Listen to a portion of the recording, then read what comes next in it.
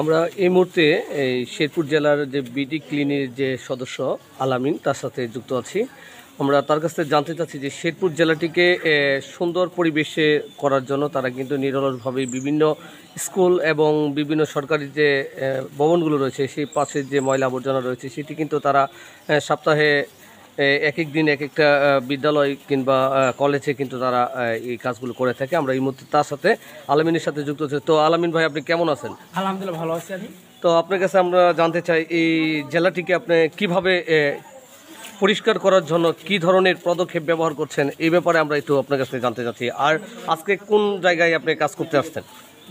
আপনাকে অসংখ্য ধন্যবাদ। বিডি ক্লিন একটি পরিচ্ছন্ন সংগঠন, আমরা স্বেচ্ছাসেবী সংগঠন।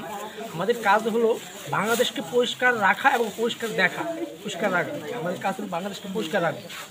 পরিষ্কার রাখতে গেলে আমাদের মূল কাজ হলো আমরা একটা স্থানে পরিষ্কার করি এবং মানুষকে সচেতন করি।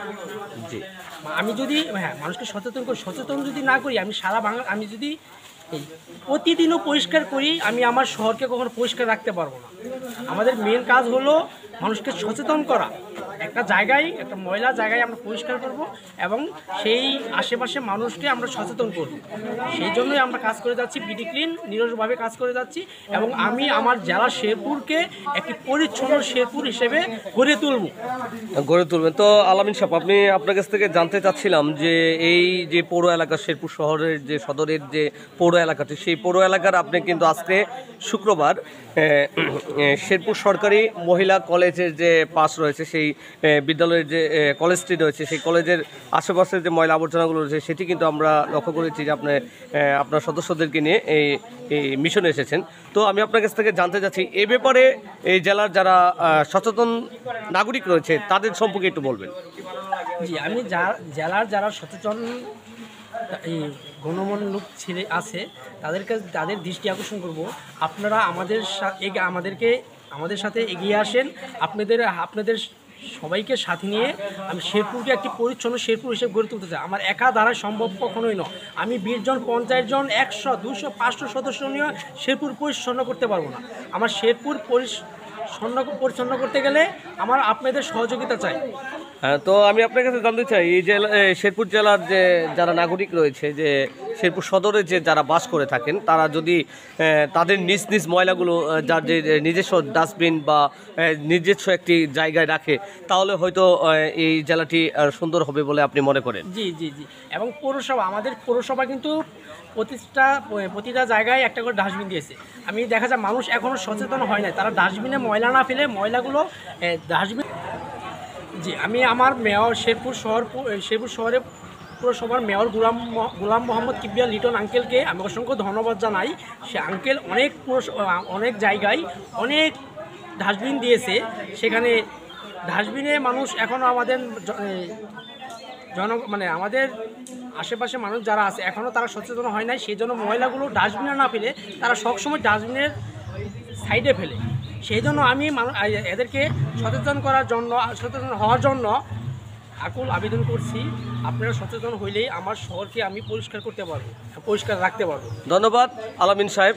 দর্শক, আমরা কিন্তু আজকে যে বিডি ক্লিনিকের যে মিশন, সেটি শেরপুরের সরকারি যে মহিলা কলেজ রয়েছে, সেই মহিলা কলেজের পরিষ্কার পরিচ্ছন্নতা কাজে কিন্তু এই সদস্যরা কিন্তু নিরলসভাবে তাদের কাজ করে যাচ্ছেন। আমরা এই কলেজের যে প্রথম ফাটলটি রয়েছে সেই গেটের সম্মুখে রয়েছে। দর্শক দেখতে পাচ্ছেন, আমরা এই বিডি ক্লিনিক বাংলাদেশ শেরপুর জেলাকে একটি সুন্দর করার জন্য তারা নিরলসভাবে এভাবেই পরিষ্কার পরিচ্ছন্নতা রাখার জন্য তারা কাজ করে যাচ্ছে।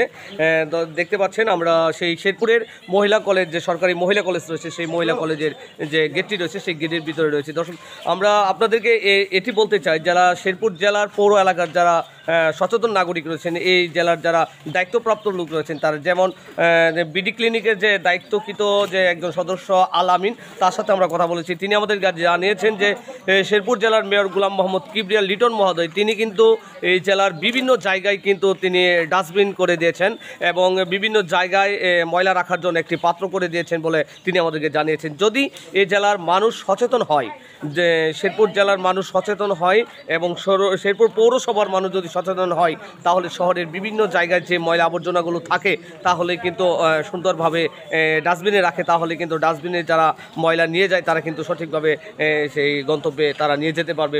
ময়লাটির জায়গা রাখার জন্য যে জায়গাটি রয়েছে সেটি তারা কিন্তু রাখতে পারবে বলে তিনি আমাদেরকে জানিয়েছেন। তিনি আমাদেরকে আরও জানিয়েছেন যে এই জেলাটিকে পৌরসভাটিকে সুন্দর করার জন্য বাংলাদেশের প্রত্যেকটি পৌরসভাকে সুন্দর রাখার জন্য কিন্তু এই বিডি ক্লিনিক নিরলসভাবে কাজ করে যাচ্ছেন। আমি যারা আজকের এই ভিডিওটি দেখছেন, সচেতনমূলক যে ভিডিওটি দেখছেন, আমরা আপনাদেরকে এই বার্তায় জানাই।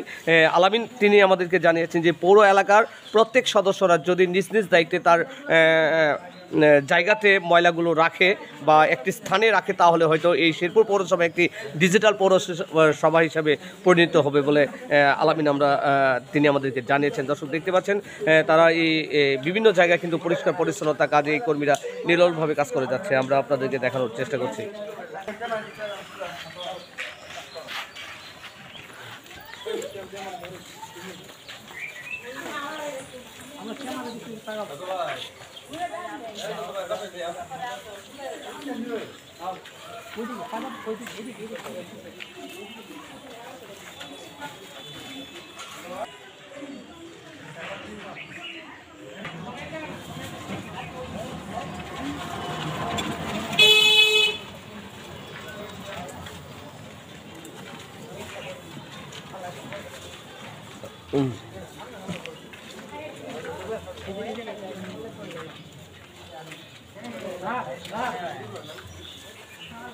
আর ওই সামনে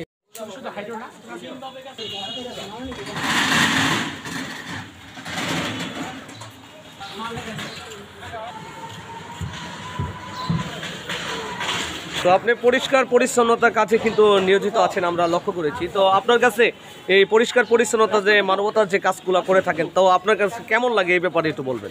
আলহামদুলিল্লাহ, মানবিক কাজে সবসময় সবার সাথে কাজ করি, বিশেষ করে বিডি ক্লিন অনেক ভালো লাগে। আর আমাদের মূল লক্ষ্য হলো একটা পরিচ্ছন্ন বাংলাদেশ গড়ে তোলা। আর এই পরিচ্ছন্ন বাংলাদেশ গড়ে তোলার মূল কারিগর হচ্ছে বিডি ক্লিন, যা আমাদের দেশের প্রায় প্রতিটি জেলায়, প্রতিটি বিভাগে, প্রতিটি উপজেলায় একটা টিম গঠন করা হয়েছে।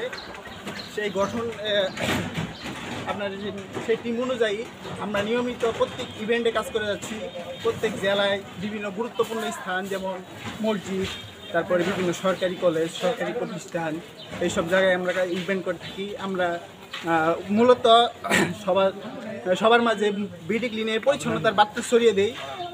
আশা করি আমাদের অনুপ্রেরণায় আমরা আমাদের এই দেশকে, আমাদের এই সমাজকে অনেক সুশৃঙ্খল এবং পরিচ্ছন্ন বাংলাদেশ হিসেবে গড়ে তুলব ইনশাআল্লাহ। তো ধন্যবাদ আপনাকে। আমি আপনার কাছ থেকে আরও জানতে চাইছি, শেরপুর পৌরসভার যে যারা সাধারণ নাগরিক রয়েছে তারা যে আপনার মেয়র সাহেবের যে ডাস্টবিনের ব্যবস্থা করছে এবং যে সকল ট্রেড ব্যবস্থা রয়েছে এটি কিন্তু তারা মানছে না। তো এই ব্যাপারে আপনি একটু বলবেন, যে সাধারণ জনগণের ব্যাপারে একটু বলবেন। অনেক গুরুত্বপূর্ণ প্রশ্ন করছেন, কারণ আমরা যদি নিজেদের মাধ্যমে পরিষ্কার না হই তাহলে কোনোভাবেই আমাদের সম্ভব না যে আমাদের শেরপুর জেলা বা বিভিন্ন জেলাকে, দেশকে পরিচ্ছন্ন করা।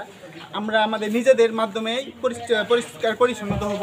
যেমন আমি নিজে পরিষ্কার হলে, আমি আজকে একটা ময়লা যেখানে সেখানে ফেলাইতেছি, আমি যদি সচেতন হই তাহলে ওই জায়গায় ফেলবো না, নির্দিষ্ট জায়গায় ডাস্টবিনে ফেলবো। আমাদের শেরপুর অনেক জায়গায় ডাস্টবিন আছে। আমি ফেলবো আজকে, আমার দেখা দিয়ে আমার একটা সহপাঠী আছে, উনি ফেলবে, ওনার দেখা দিয়ে ওনার পরিবার সচেতন হবে। এভাবেই যদি আমরা নিয়মিত ময়লা আবর্জনা যন্ত্রতন্ত্র নির্দিষ্ট স্থানে ফেলি তাহলে আমরা মূলত সফলতা অর্জন করব। করব। ধন্যবাদ আপনাকে।